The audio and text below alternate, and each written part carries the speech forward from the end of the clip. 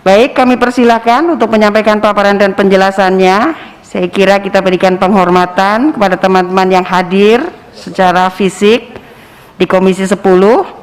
Kita mulai dari Pak Bupati terlebih dahulu. Bapak Bupati Bengkulu Selatan. Ini atas usul Bu Dewi Koryati. Karena dapil katanya. Silakan Pak Bupati. Terima kasih. Bismillahirrahmanirrahim. Assalamualaikum warahmatullahi wabarakatuh. Salam sejahtera untuk kita semua. Kami juga mengucapkan sekali lagi terima kasih kepada Komisi 10 yang telah memberikan undangan.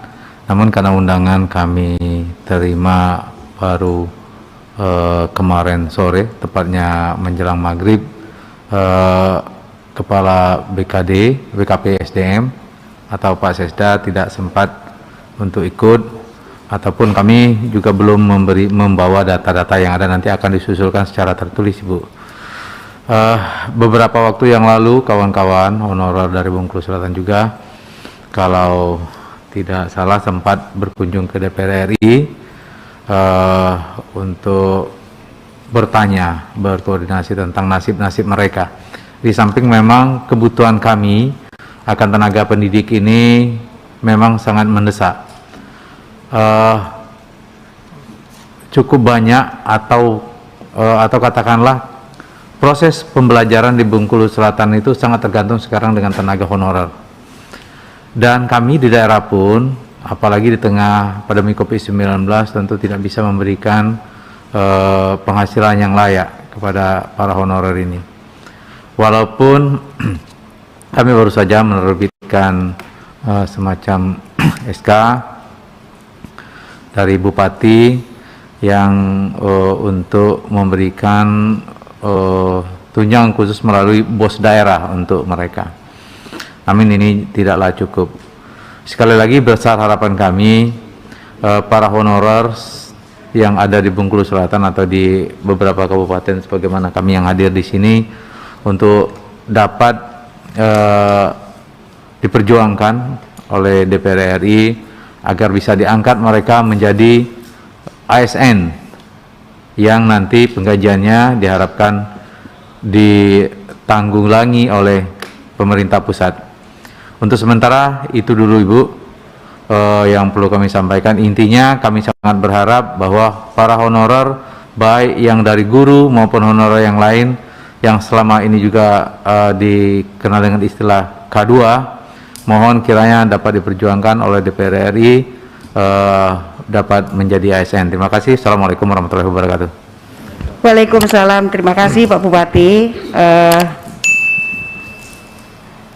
Sebelum ke Banyumas, apakah bisa dikutip sedikit begitu, kira-kira Kabupaten Bengkulu Selatan ini sudah mengusulkan formasi P3K secara keseluruhan atau belum? Sebagian ada, bahkan ada beberapa seperti tenaga pertanian itu sudah menjadi tenaga P3K, Bu. Kalau untuk guru rencana kita tahun ini tadi, tapi kita belum bisa melakukan penerimaan P3K karena anggaran yang belum memungkinkan.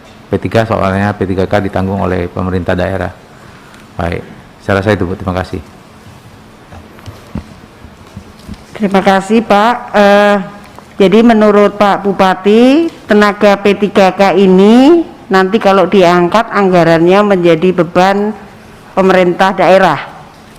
Kalau selama ini P3K itu ditanggulangi oleh pemerintah daerah, Bu. Makanya kami berharap ke kawan-kawan P3K maupun honorer ini bisa menjadi ASN agar nanti beban pembiayaannya bisa dimasukkan ke gaji yang ditanggung oleh DAU atau dari pemerintah pusat. Begitu, Bu. Terima kasih.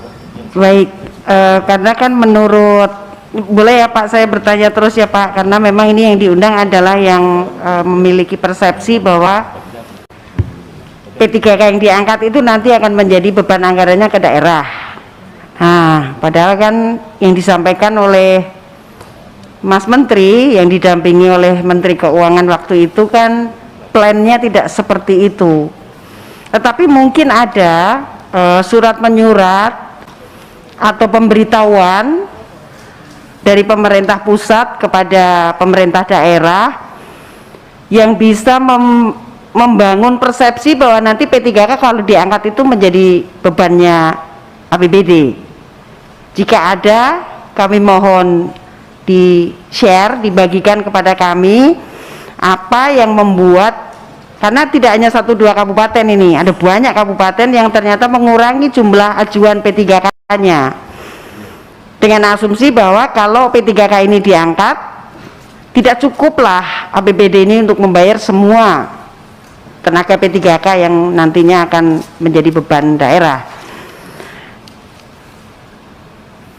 Penjelasan yang kami terima dari Menpan RB, dari Menteri Keuangan, dari Mendikbud, dari Mendagri tidak demikian, tetapi kan lapangannya ternyata menimbulkan persepsi yang berbeda dan sangat masif. Kasus terbanyak memang ada di 5 kabupaten di luar Bekasi. Bekasi kemarin ada hal khusus karena ternyata ketika mereka mengajukan keseluruhan ada surat dari sebuah lembaga kementerian yang meminta menurunkan jumlah kalau maksud saya menegosiasikan untuk menurunkan jumlah karena nantinya akan menjadi beban pemerintah daerah. Nah, carut marut inilah Pak yang membuat kita harus membuat panja. Karena sebenarnya anggaran untuk 1 juta tenaga honorer guru itu sudah disiapkan. Sudah disiapkan. Nah, sekarang kan hanya ada 500 berapa ribu yang masuk. Pertanyaan kita kemudian adalah mengapa sebagian besar dari kementerian lembaga memberikan jawaban bahwa pemerintah kabupaten kota tidak mengusulkan semua. Nah, nyatanya faktanya ini ketika kita memanggil kabupaten kota, kita melakukan kunspik, kita mendapati kenyataan bahwa ada surat menyurat tersendiri di beberapa kementerian itu yang tidak seiring dengan keputusan bersama para menteri dalam proses menyelesaikan GTK honorer ini. Nah, karena itu kami mohon dibantu informasi sedetail-detailnya, sejelas-jelasnya supaya tidak terjadi sengketa dan mempermudah Bapak Ibu dalam membantu GTK honorer ini untuk segera bisa menjadi ASN. Ketua, interupsi Ketua. Silakan. Senyampang dengan yang disampaikan Ketua, apakah boleh juga dijelaskan sudah adakah sosialisasi dari kementerian terkait bahwa penanggung jawab keuangan untuk GTK honorer ini yang akan diangkat menjadi P3K ASN itu adalah beban dari APBN. Apakah sudah ada sosialisasi seperti itu atau belum? Itu Ketua mungkin izin. Itu perlu diberikan jawaban juga.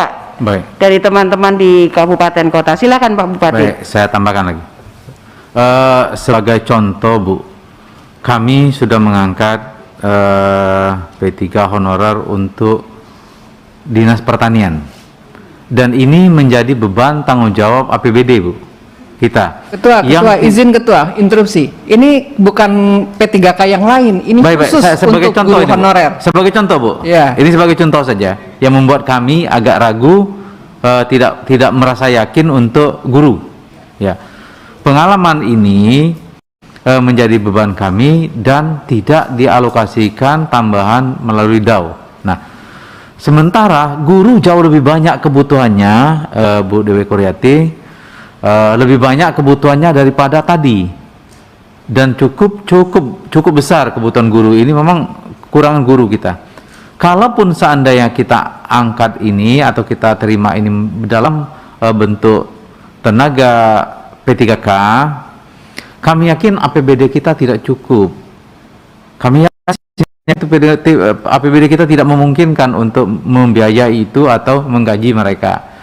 Sementara sampai saat ini belum ada penjelasan ataupun surat resmi dari pihak kementerian, baik keuangan maupun pendidikan, bahwa untuk P3K honorer tersebut ditanggung oleh pemerintah pusat, baik secara langsung maupun nanti disalurkan melalui APBD. Nah, ini yang membuat kami juga gamang. Kalau memang ada kejelasan, ya kami tentu bisa bersikap apakah dengan APBD ataukah memang menunggu dari pemerintah pusat. Jadi sekali lagi Bu, tidak ada kejelasan. Pengalaman kami pengalaman kami pada pertanian itu membuat kami menjadi takut. Kami khawatir, kami lakukan pengangkatan nanti, kami beban luar biasa dengan APBD. Ini yang tidak mungkin dilakukan, apalagi di tengah pandemi COVID-19. Baik, saya rasa itu Bu ke penjelasan dari kami. Terima kasih. Baik Pak, terima kasih. Cukup jelas ya bagi kita bahwa Bu Dewi tidak ada sosialisasi ya tentang pembiayaan P3K setelah diangkat menjadi ASN ini nanti menjadi tanggung jawab pemerintah pusat maupun atau pemerintah daerah atau pemerintah provinsi, sehingga muncul kekhawatiran ketika diusulkan dan diangkat menjadi P3K, APBD-nya tidak cukup untuk membayar gaji guru yang diangkat menjadi ASN. Corong Edukasi, Pusat Informasi Pendidikan terupdate.